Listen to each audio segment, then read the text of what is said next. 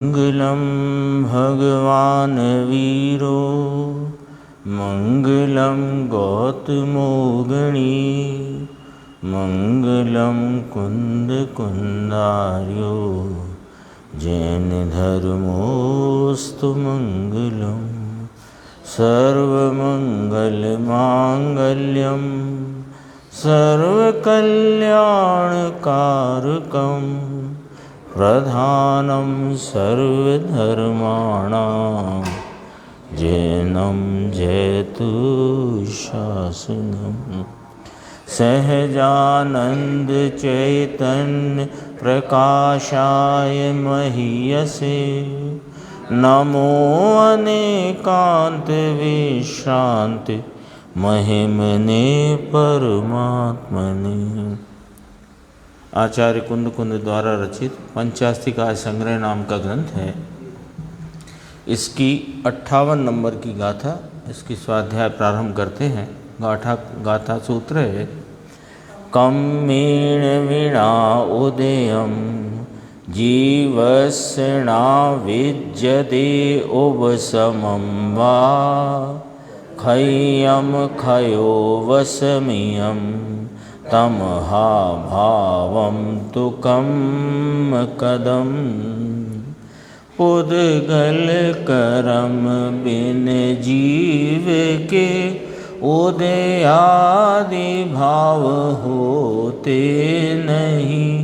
इससे करम कृत कहा उनको वे जीव के निज भाव हैं। देखो, कर्म कृत तो कहा परंतु वे जीव के निज भाव हैं। 57 नंबर की गाथा में स्पष्ट कहा था कि जो जिस प्रकार के परिणाम से जीव परिणमता है उस प्रकार से वह जीव ही उनका कर्ता होता है। अब यहाँ निमित्त की मुख्यता लेकर उपचरित असद्भुत व्यवहार से यहाँ पर कहते हैं कि द्रव्य कर्म उन भावों का करता है। किससे कहते हैं? उपचरित असद्भुत व्यवहार से।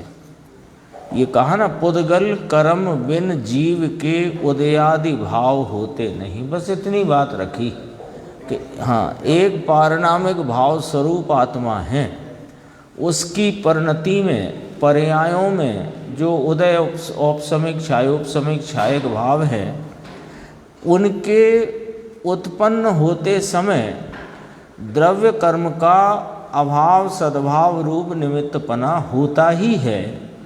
ये देखकर कहा कि पुद्गल कर्म बिन जीव के उदयादि भाव होते नहीं।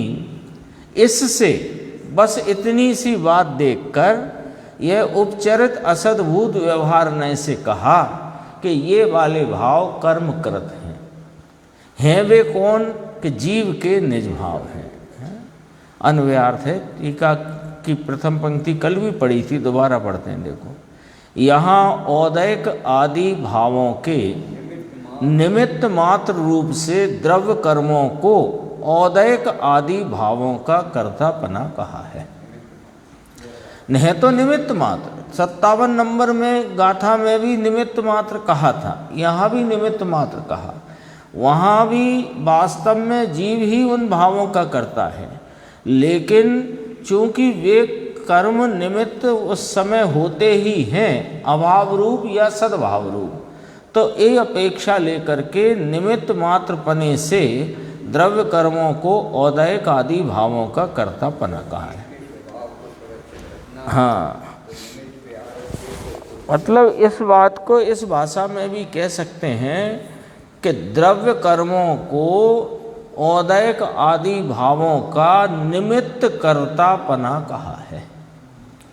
और 57 नंबर गाथा में कहा था कि जो जीव का जिस प्रकार का भाव होए उस प्रकार के उस भाव का वह जीव कर्ता होता है। वो उपादान रूप कर्तापना है। और ये निमित्त कर्ता कहा किसको? कि द्रव्य कर्मों को। यानी ये कहा ना, निमित्त मात्र रूप से औदैक आदि भावों को के कर्तापना द्रव्य कर्मों को कहा है। ऐसा ही कहा ना।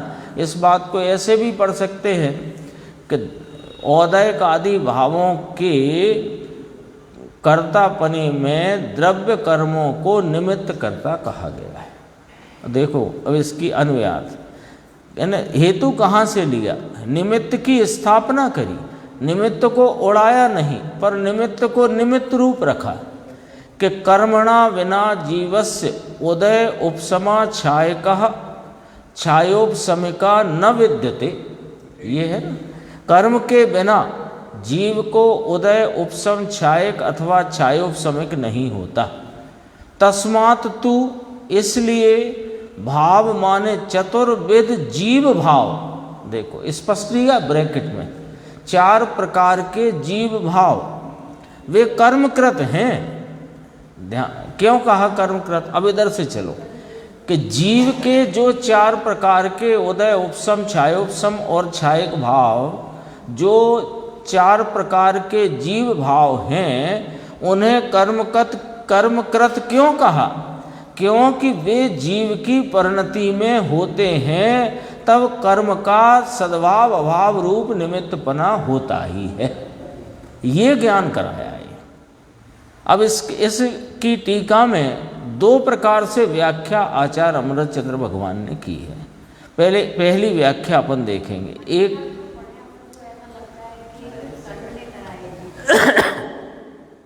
लेकिन यहाँ देखो ना, ये खय्यम खवो, ये खवो वसियम तमहा भावम तु कम गदम, ये लिया ना, छायक छायोग समिक छायोप समिकस्त मात वस्तु कर्म करता, यहाँ भी लिया। फिर इसमें स्पष्टीकरण किया अन्वयार्थ में, चतुर्विध जीव स्वभाव, इसमें टीका में आ गया है। इस आधार से अन्वयार्थ में बात, टीका नहीं पड़ेगा तो कुछ समझ में आना ही नहीं। लेकिन उसका पूरा हेतु पढ़ो ना, कर्मणा बिना, ये लिया, कर्म के बिना जीव के उदय, इधर लिखा देखो, कर्मणा बिना जीवस्य, जीव के या जीव को उदय उपशम छायक अथवा छायोपशमिक नहीं होता। हाँ, संतान में से मिलाओ और यही मिला लो। हाँ, पहले ही कर दिया, स्पष्टीकरण तो पहले कर ही दिया है। यहाँ भी है देखो, जीवस्य उदया उपशमा छायका व छायोपशमिका। जीवस्य माने जीव को जो उदय उपशम छायक छायोपशमिक भाव होते हैं, वे कर्म बिना नहीं होते, इसलिए उन्हें कर्मकृत कहा। तो कर्म बिना नहीं होते माने कर्म से नहीं होते, ये कर्म से होते, ये तो यहाँ भी नहीं कहा। इसलिए कर्मकृत हैं क्योंकि कर्म बिना नहीं होते, यानी कर्म रूपी निमित्त वहाँ अवश्य होता है। भाई इतना ज्ञान कराना है, निमित्त है उसका ज्ञान कराया। क्योंकि किसी भी वस्तु के परिणमन को,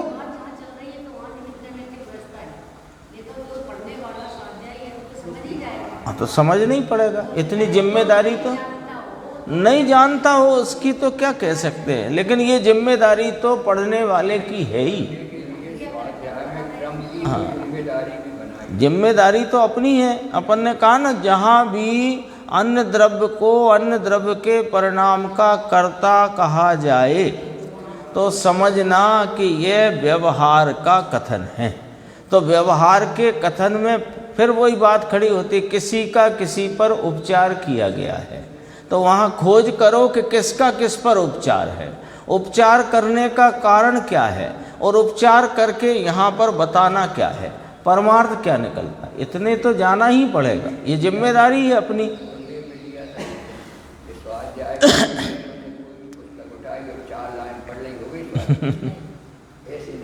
होती नहीं। वास्तव में तो सच्ची कहे तो शिविर आदि जो आयोजन होते हैं ना अपने यहाँ, उसमें एक नमूना के तौर पे भले चर्चा होती है।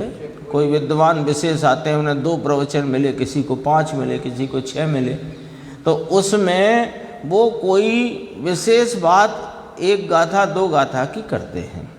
लेकिन वास्तविक स्वाध्याय का वो तरकीब नहीं है, तरीका नहीं है।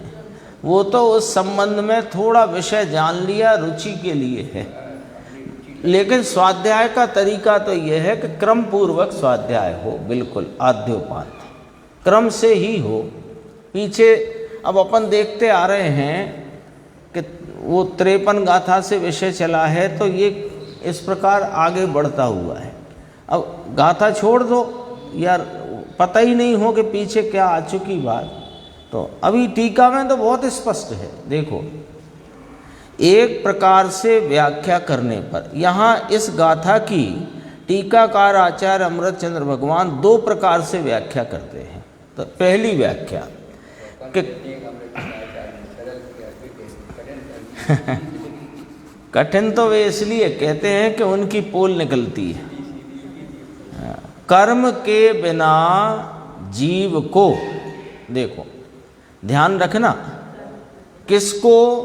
जीव को उदय उपशम तथा क्षय क्षयोपशम नहीं होते। अर्थात द्रव्य कर्म के बिना जीव को औदयक आदि 4 भाव नहीं होते। यानी जब यह जीव स्वयं इन 4 प्रकार के भाव परिणाम में परिणमता है, उस समय निमित्त रूप से कर्म वहाँ पर अभाव सद्भाव रूप से होते ही है। इस बात का यहाँ ज्ञान कराने के लिए उपचरित असद्भूत व्यवहार से यहाँ पर बात की गई है। देखो, इसलिए छायक, छायोपशमिक, औदयिक या औपशमिक, यहाँ जरा देखो क्रम ऐसा लिया, छायक, छायोपशमिक, औदयिक या औपशमिक भाव कर्म कृत सम्मत करना। लो, क्यों करना सम्मत?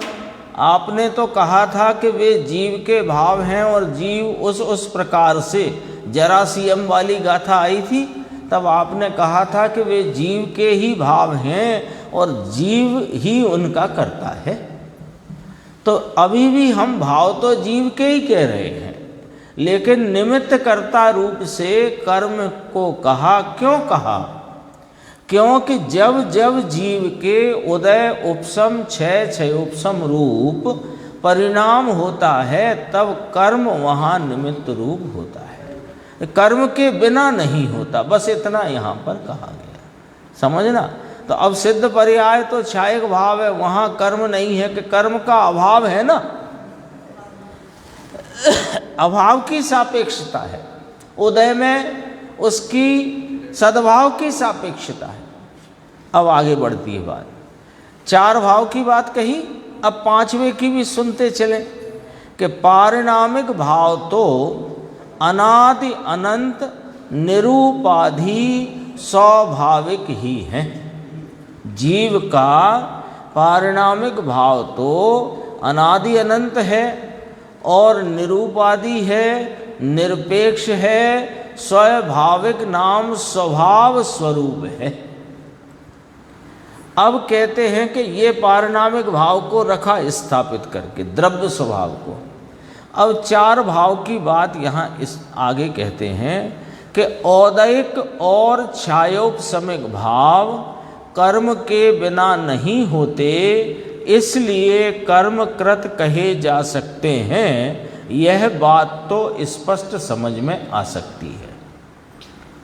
औदयिक माने मोह राग देश के विकारी परिणाम, छायोपशमिक माने ज्ञान आदि की जो प्रगट विकास रूप अवस्था है, ये कर्म के बिना नहीं होते। यानी वहाँ निमित्त में कर्म होता है, इतना हमारे ख्याल में बराबर आ जाती है बात, इसलिए कर्मकृत कहे जा सकते हैं। यह बात तो स्पष्ट समझ में आ सकती है। अब दूसरी बात कि छायक और औपशमिक भावों के संबंध में निम्न उक्तानुसार, निम्न प्रकार कथन अनुसार स्पष्टता की जाती है। क्या कथन है कि छायक भाव यद्यपि स्वभाव की व्यक्ति रूप यानी प्रगटता रूप होने से अनंत है, यानी अंत रहित है। छायक संकित लो तो वह संकित का भाव भी अनंत है। और छायक ज्ञान, छायक दर्शन, छायक सुख, छायक वीर्य आदि भाव लो तो वे भी अनंत हैं, उनका भी अंत नहीं आता। तथापि कर्म क्षय द्वारा उत्पन्न हुए होने के कारण सादी हैं। देखो पारिणामिक भाव की चर्चा क्यों उठाई थी कि पारिणामिक भाव भी अनंत है और छायक भाव भी अनंत है, लेकिन दोनों में एक फर्क आ गया। पारिणामिक भाव अनादि अनंत है और निरूपादि भाव है, और छायक भाव सादी अनंत है और उपाधि के क्षय से उत्पन्न हुआ है। इतनी उपाधि लग गई कि उपाधि के क्षय से उत्पन्न, इसलिए उसे भी कर्मकृत कहा जाना ठीक है। ये पहले ये पकड़ना बात को कि यहाँ ये बात कही क्यों कि निमित्त क्या है उसका यहाँ पर ज्ञान करा के असद्भूत व्यवहार नय से यहाँ पर बात की जा रही है, ठीक है ना। निश्चय नय से जो स्थिति है वो तो 57 गाथा में स्पष्ट कर दी गई है। अब कहा कि औदैहिक छायोपशमिक भाव के निमित्त पने की बात तो सहज समझ में आ जाती है कि जीव को क्रोध, मान, माया, लोभ, मोह, राग, देश के जो परिणाम हैं, कषाय की तीव्रता के, मंदता के, विपरीतता के, वे परिणाम में तो कर्म का उदय निमित्त है, ये बात तो जन जन को मालूम है। इसमें तो कहाँ उलझन है। जन जन माने जैनियों में तो ये बात बड़ी प्रसिद्ध है।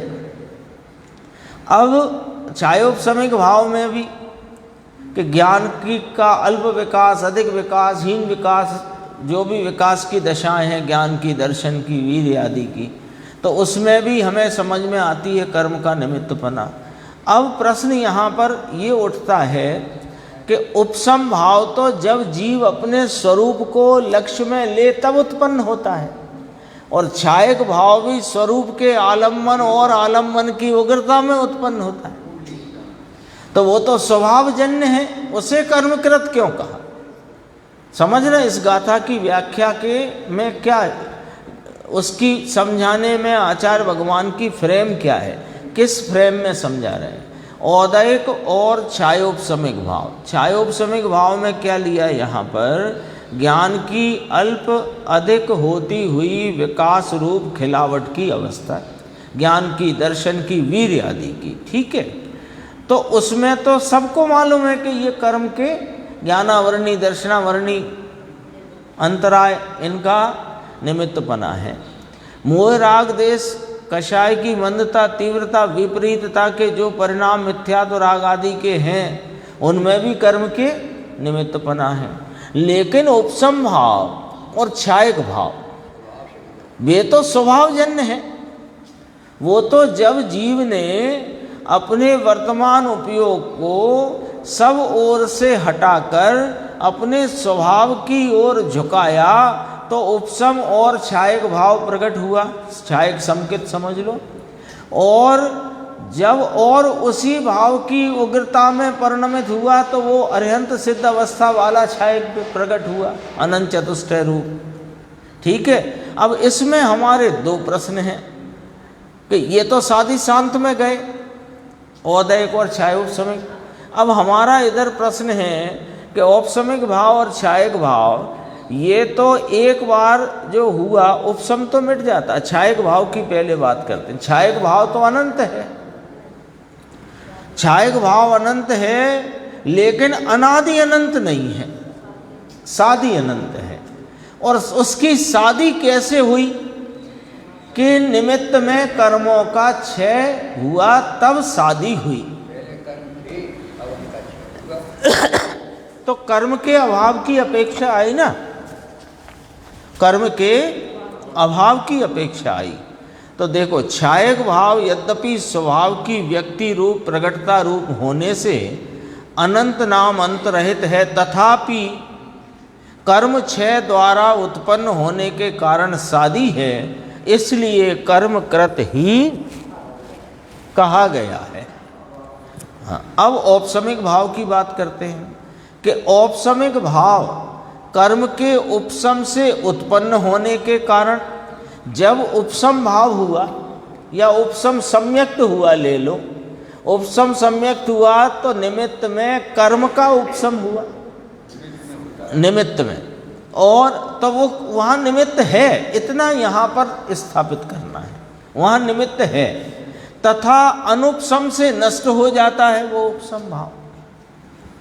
उपसम भाव, उपसम सम्यक छूट जाता है ना, तो वो छूट जाता है माने नष्ट हो जाता है, तो अनुपसम से नष्ट हो जाता है। तो कर्म के उपसम के निमित्त से यहाँ हुआ और कर्म का अनुपसम हुआ तो यहाँ पर वो चले गया, नष्ट हो गया, इसलिए कर्मकृत कहने में कोई इसमें आपत्ति नहीं है। इस प्रकार औदैक आदि चार भावों को कर्मकृत सम्मत करना, मानना, स्वीकार करना। ये कौन से नए का कथन है? अब ये याद करो कि ये असद्भूत व्यवहार नए का कथन, ये ध्यान रखना पड़ेगा। ये यथार्थता नहीं है, व्यवहार का कथन है। व्यवहार कथन द्वारा निमित्त की स्थापना और उसकी स्थिति है, जो जो भी उसका यहाँ ज्ञान कराया है।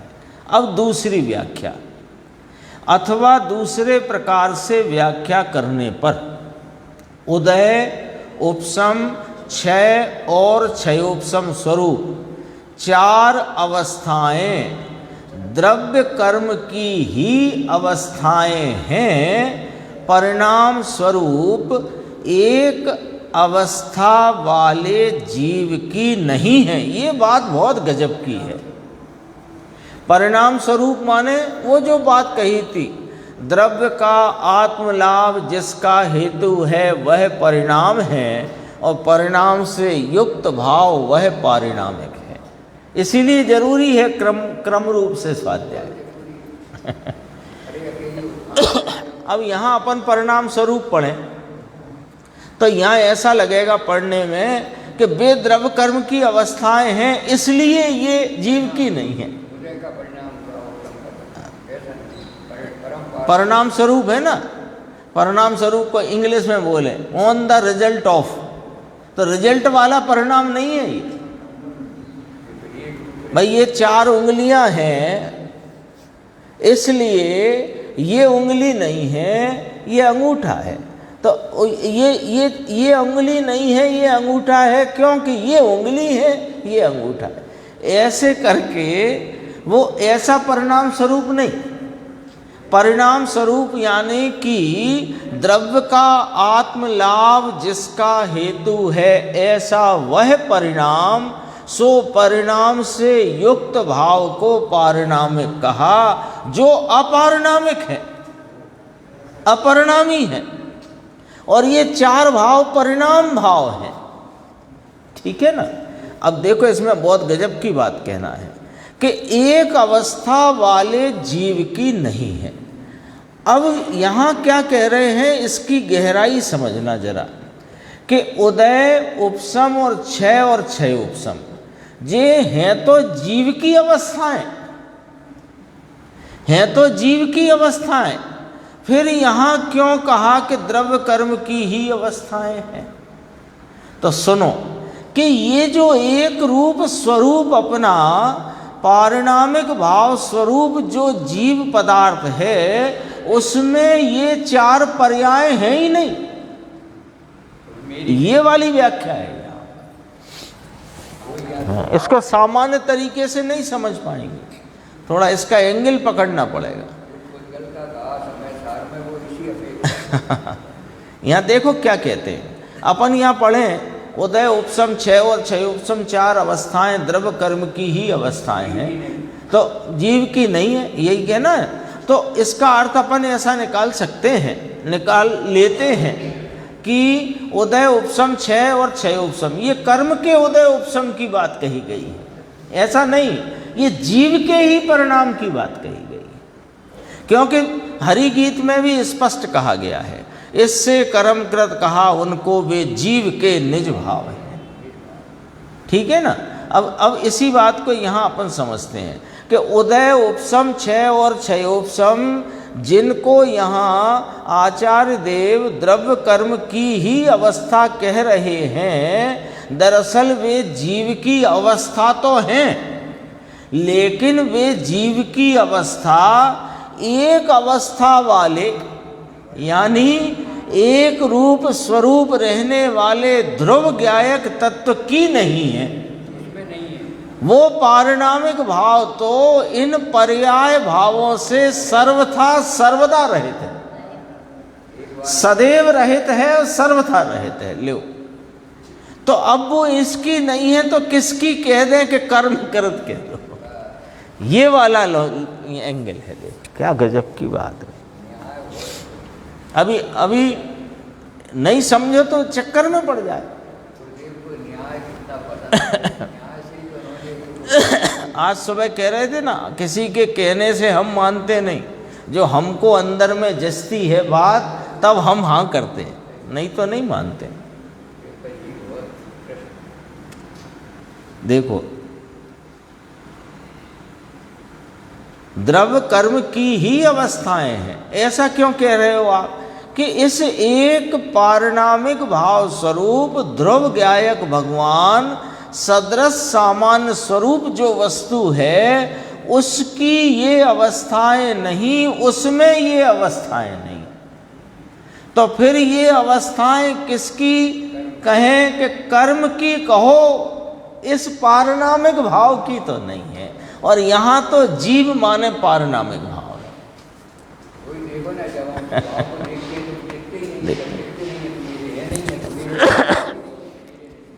अर्थात उदय आदि अवस्थाएं द्रव्य कर्म ही हैं, परिणाम जिसका स्वरूप है वही परिणाम, द्रव्य का आत्मलाभ जिसका हेतु है ऐसा वह परिणाम, जिसका स्वरूप है ऐसी एक अवस्था रूप से अवस्थित जीव की।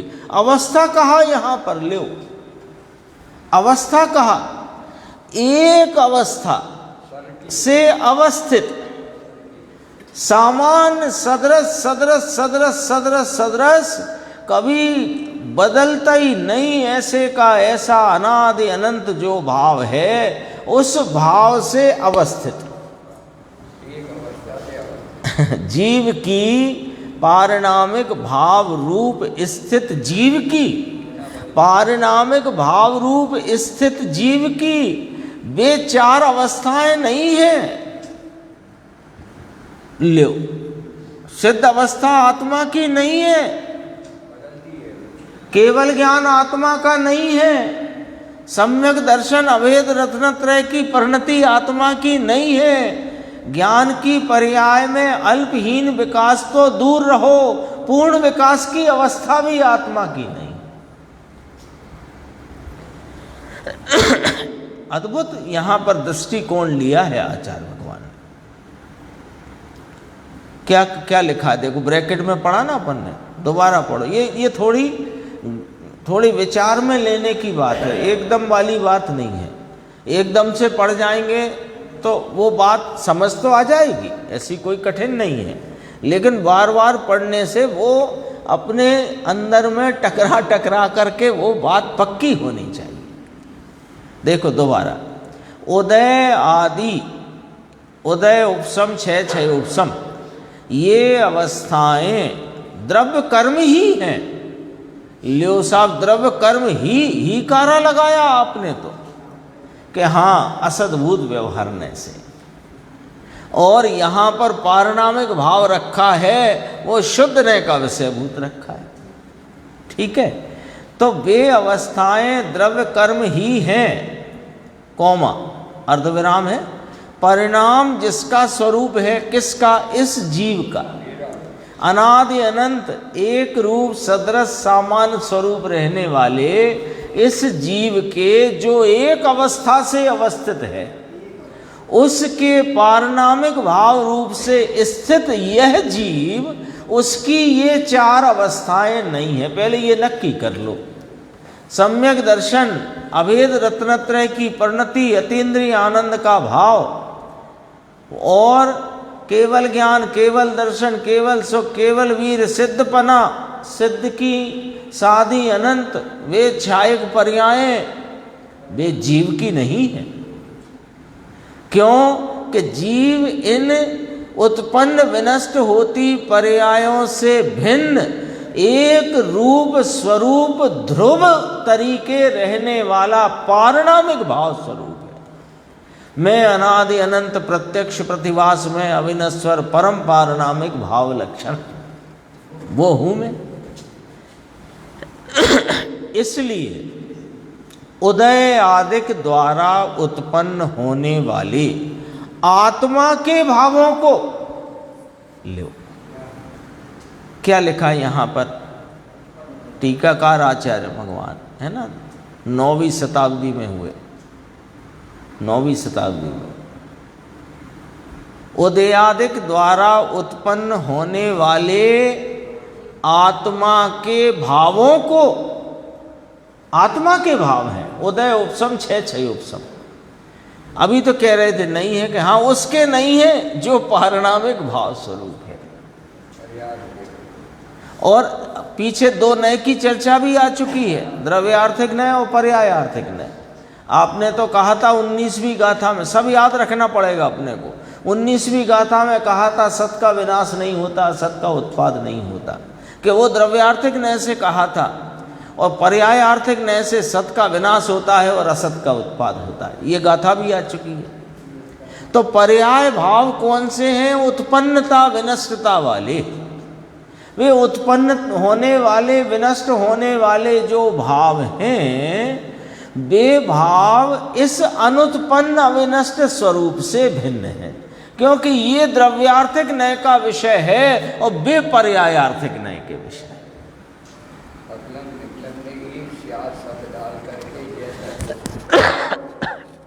ये स्यात् की व्यवस्था तो जैन शासन में है, जैनवाणी में है, और कहीं दुनिया में कहीं नहीं।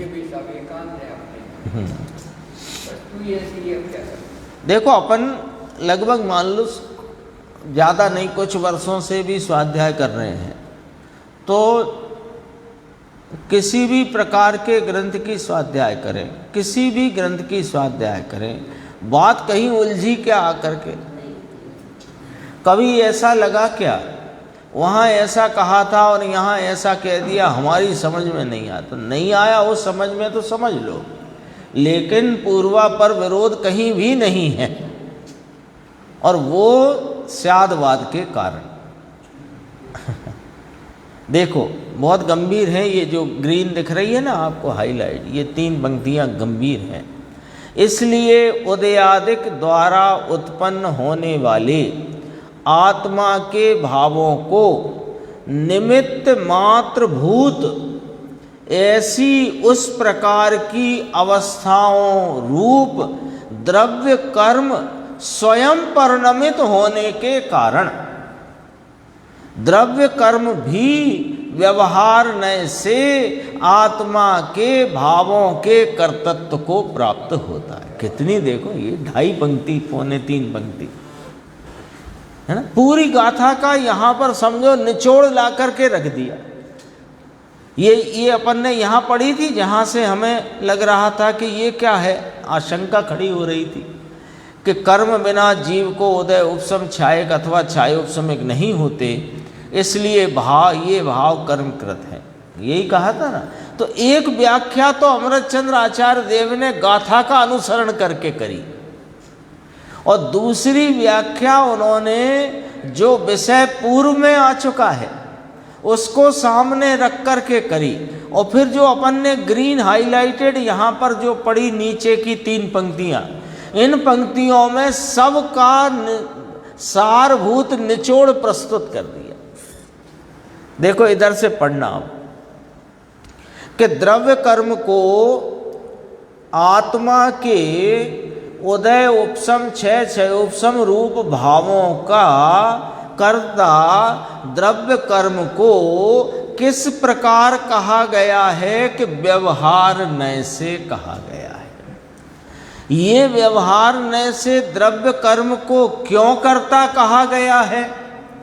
क्योंकि जीव के वे 4 प्रकार के उदय उपसम छह उपसम रूप भावों में निमित्त मात्र भूत हैं वे द्रव्य कर्म की, स्वयं उनसे उनमें उत्पन्न होती उदय उपशम क्षय क्षयोपशम की अवस्थाएं। ये तो और 2 बार पढ़ेंगे क्योंकि सारी गाथा का सार इसमें है। तो वे कैसे उत्पन्न हो रही हैं कर्म में, द्रव्य कर्म कौन है? देखो इधर से फिर चलो, द्रव्य कर्म को आत्मा के भावों का कर्ता क्यों कहा? कि हमने व्यवहारने से कहा।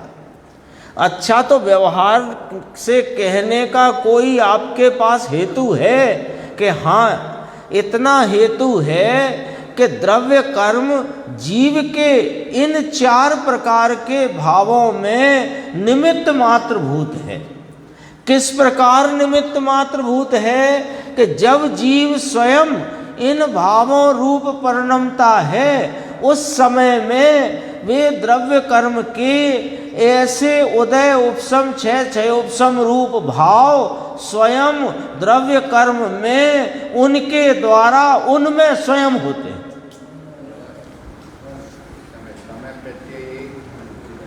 तो उन पर अनुकूलता का आरोप देकर निमित्त कहा, और निमित्त कह कर के निमित्त को व्यवहार से कर्ता कहा। समझ में आ गई बात? भाव किसके हैं?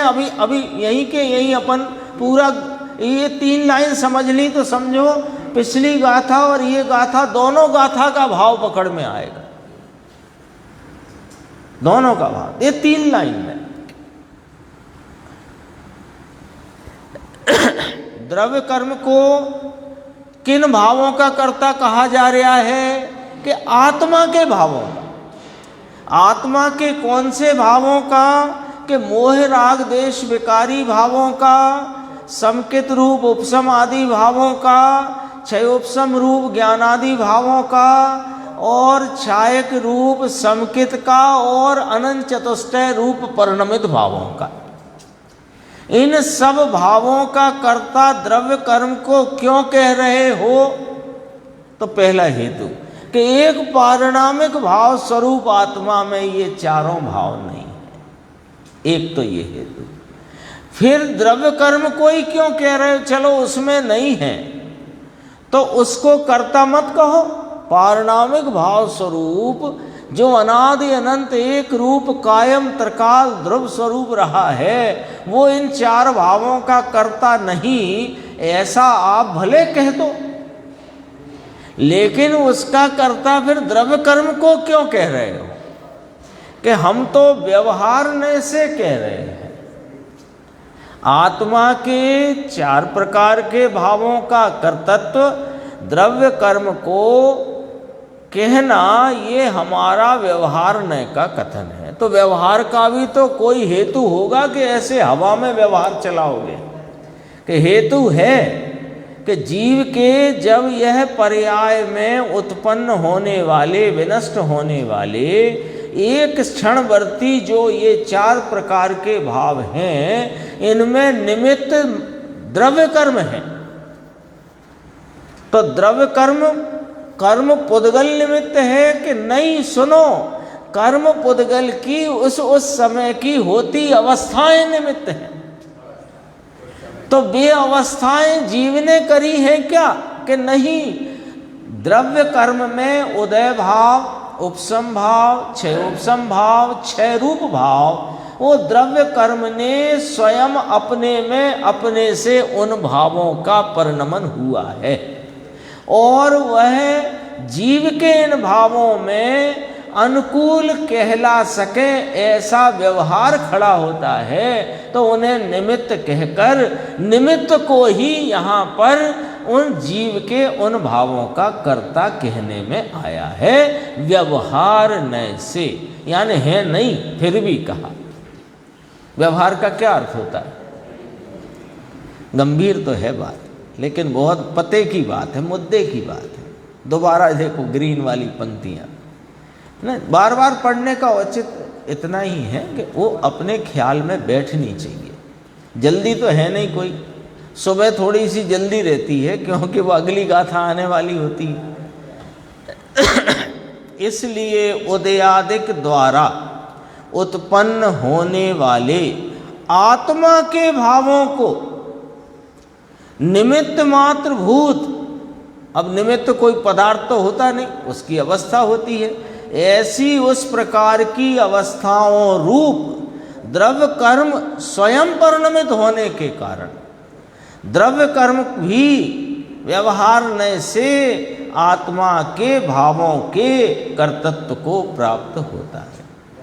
कितनी व्यवस्थित विवक्षा है। देखो अब गुरुदेव का थोड़ा देखते हैं।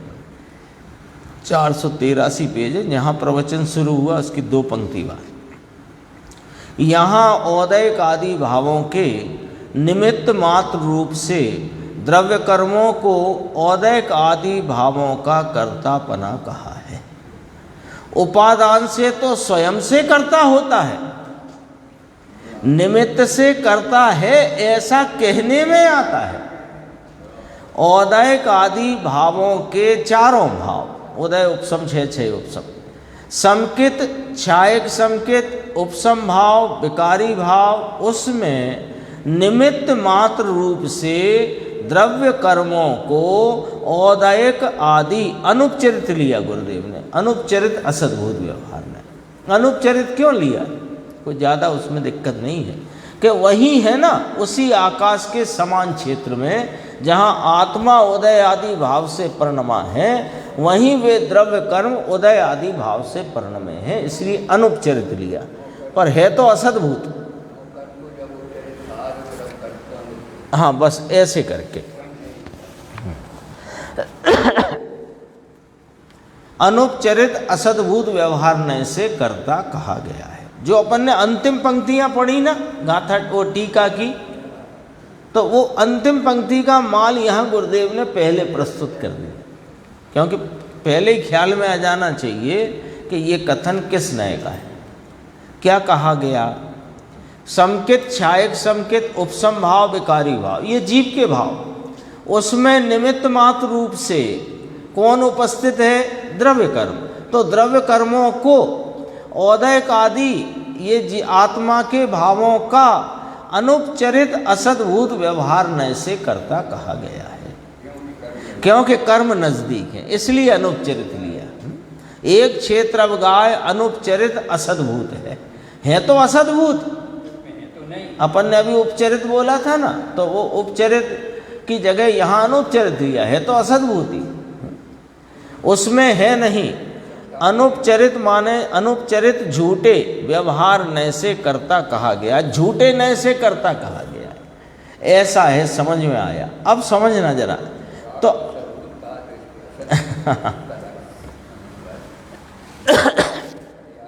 राग को भी स्वभाव अपेक्षा सद्भूत कहा, पर द्रव्य की अपेक्षा सद्भूत कहा। यहाँ तो आत्मा का भाव गिनना है ना उसे, नए एक ही नए सब जगह नहीं लगेगा। देखो अब यहाँ थोड़ी चर्चा बहुत गंभीर सी है, तो कहा क्यों? खुद गुरुदेव ने प्रश्न रखा। देखो क्या कहा, अपन पढ़ चुके हैं कि अनुपचरित झूठे व्यवहार न से, अनुपचरित असद्भूत व्यवहार न से द्रव्य कर्म को जीव के भावों का कर्ता कहा गया। यही तो गाथा है। तो खुद ही ने प्रश्न उठाया, तो कहा क्यों? कि निमित्त का ज्ञान कराने के लिए। निमित्त चीज है, असद्भूत व्यवहार न से निमित्त को निमित्त कहने में आता है। निमित्त कोई वस्तु नहीं होती है, निमित्त नाम का पदार्थ नहीं होता है कोई जगत में। वो तो एक कार्य की विवक्षा करने पर दूसरे के कार्य को अनुकूल कहा जाए तो उसे निमित्त कहने का असद्भूत व्यवहार होता है। हाँ, फिर मुमुक्षु ने प्रश्न किया कि निमित्त का ज्ञान कराए, ऐसा लिखा क्यों? हाँ, कहाँ लिखा, कहाँ है? ऐसा है कि ये आया है, व्यवहार जाना हुआ प्रयोजनवान है, उसमें आया है ना। उनका प्रश्न था कि निमित्त का ज्ञान करो, ऐसी का लिखा है? किस किताब में लिखा है कि निमित्त का ज्ञान करना जरूरी है? उसका प्रश्न ये है, निमित्त का ज्ञान करो, ऐसा ऐसा क्यों लिख दिया, या क्यों कह रहे हो आप, कहाँ लिखा है ऐसा कि निमित्त का ज्ञान करो? उपादान का ज्ञान करो, निमित्त का ज्ञान करो क्यों कहते हो? कि व्यवहार जाना हुआ प्रयोजनवान है। 12वें नंबर की गाथा समय सार जी परमागम। दरअसल में तो 12 गाथा में पूरा समय सार है। तो समझो संक्षिप्त रुचि वालों के समय सार की अंतिम गाथा में लिखा है कि व्यवहार जाना हुआ प्रयोजनवान है। उसमें आया है, समझ में आया। तो फिर मुमुक्षु ने फिर कहा, परंतु स्पष्ट लिख दिया होता तो ठीक रहता। तो प्रश्नवाचक है, स्पष्ट लिख, ये कर्म को करता क्यों कह रहे? आप तो स्पष्ट कह देते कर्म करता है नहीं, फिर भी हम कर्म को करता यहाँ पर इस प्रकार कह रहे हैं, ऐसे लिख देते। तो गुरुदेव कह रहे हैं लिखा है, तुम नहीं समझ पा रहे। उसका प्रश्न क्या है प्रश्नकार का, मुमुक्षु श्रोता का, कि साहिब यहाँ लिख क्यों नहीं दिया कि है तो आत्मा के भाव, वे कर्म के कराए नहीं हैं, कर्म के नहीं हैं, आत्मा के ही उन भावों का कर्तृत्व निमित्त तरीके द्रव्य कर्म को कहा जा रहा है, ऐसा स्पष्ट लिख देते, सूत्र में ही लिख देते। उसका कहना टीका में तो लिख ही दिया, सूत्र में ही लिख देते। तो गुरुदेव श्री ने जवाब दिया, परंतु स्पष्ट ही लिखा है ना भैया, तेरी आंख से तुझे नहीं सूझे तो क्या करे, है ना। मोतियाबिंद हो किसी को, अथवा पीलिया हो गया हो किसी को, तो उसे सफ़ेद कपड़े पहन के आया व्यक्ति को देख के कहे आज पीले कपड़े क्यों पहने? क्या करे? अथवा मोतियाबिंद हो तो दिखे नहीं बराबर, स्पष्ट ना दिखे, तो तेरे नहीं दिखने से वस्तु बदल गई क्या?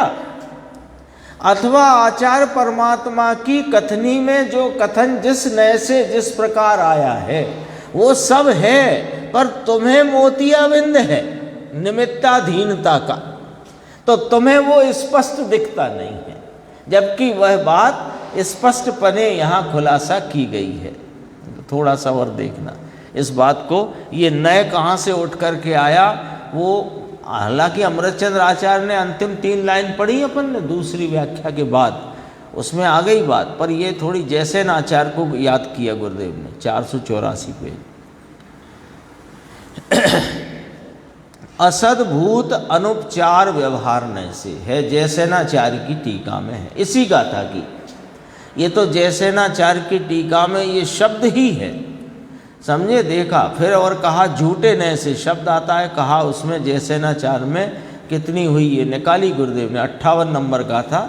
जीवस्य उत्पादिक भाव तत्वस्य अनुपचरित असद्भूत व्यवहार द्रव्य कर्म से, जैसेनाचार्य में है कि पर का कहना वह तो झूठे नय से है। झूठा नय माने असद्भूत, अपनी पर्याय में है नहीं, वह पर करे तो यह कहना अपनी पर्याय अपने में अपने से जो भी हुई है उस पर्याय का कर्ता पर को कहना, ये असद्भूत झूठे नय से है, असद्भूत व्यवहार नय का कथन है।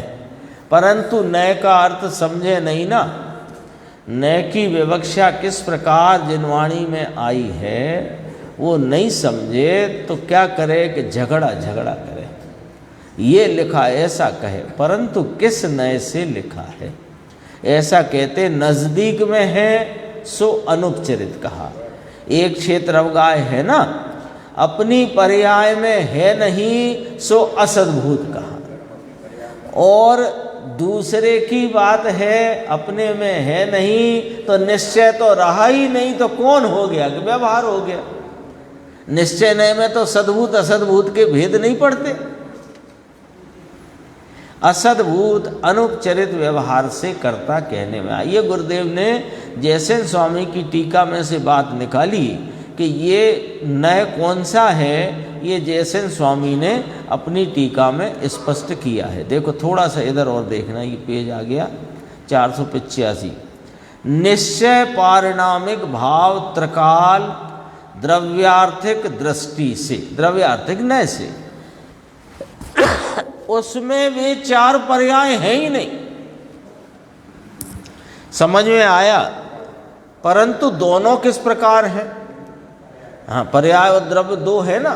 किस प्रकार है कि पर्याय में पर्याय है, द्रव्य में नहीं। दोनों कहना है दोनों वस्तु है या नहीं। वस्तु के दो भाग, द्रव्य भाग पर्याय भाग, तो द्रव्य भाग में पर्याय भाग कैसे? नहीं, नहीं माने नहीं।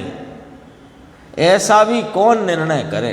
बातें करे, मेहनत करे, पूजा भक्ति करना, शास्त्र की भक्ति करना, चलो पैसा दे देना, 5,000 हो तो सागर जाते जाते 11,000 कर देना। 11,000 2013 के वर्ष में हुआ सम्मेत से करके, भाई तुम थे ना, वो चर्चा थी। फिर आगे की चर्चा पर समय हो गया है, आगे स्वाध्याय।